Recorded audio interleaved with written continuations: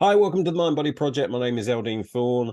The MindBody Project is a specialized service to help you overcome depression, anxiety, and phobias, as well as reduce the risk of type 2 diabetes, obesity, high cholesterol, high blood pressure, heart disease, and IBS or irritable bowel syndrome. So please, please, please go and check us out.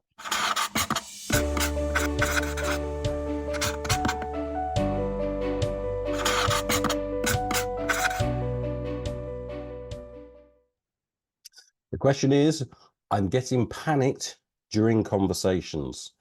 What can I do? This is something that I used to struggle with.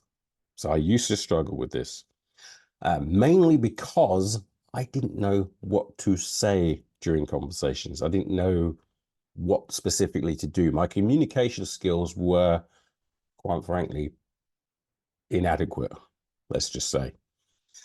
So there's two things, the two aspects. If someone come to me with this problem, there's two things that I would do.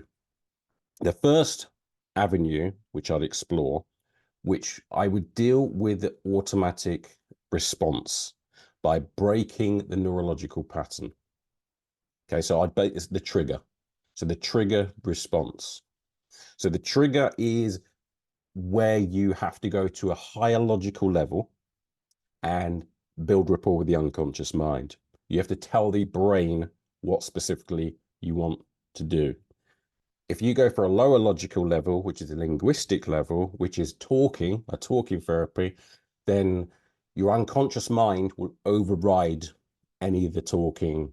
And I've seen it in CBT where you're writing down when the trigger is, how it is, what's around, and all that. That's conscious mind, using the conscious mind to do an unconscious mind's job, which will take years to solve, and even if you can solve it that way. So what we do in the MindBody Project is we go to the unconscious mind and we use what we call alpha brainwave exercises. So in this case, I would probably use what we call an NLP, high performance game. And what that does is it gets both hemispheres of the brain working in 30 minutes. And then I would anchor, so give you another trigger before your existing trigger. So I'd give you another trigger. So what that will do is when you go back into the situation, this new state will kick in rather than the anxiety state. So that's what I would do first of all. So I'd make it so that you feel differently when you go to a conversation. Okay, so that's the first thing I'll do.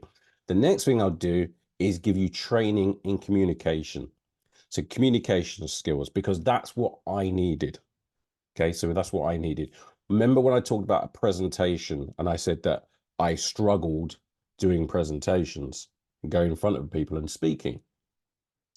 What I needed, I got rid of the anchor or the trigger. So I dealt with that part, but I went up there and I still didn't know what to say because I hadn't had the training that is needed in order to make it so that it's an enjoyable experience.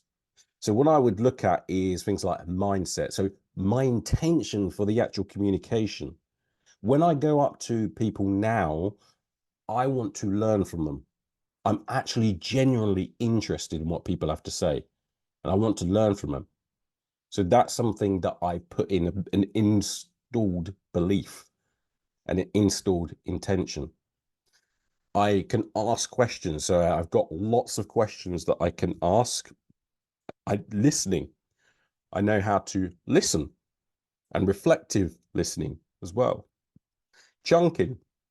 So if I want to gain more information, how specifically? What specifically?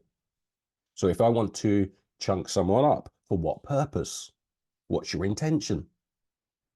So I'd know how to chunk information and what information sizes I'd need. So for example, if you're arguing with someone, rather than say you're wrong, I could say, well, give me an example. Because that'll test to see what they actually really know.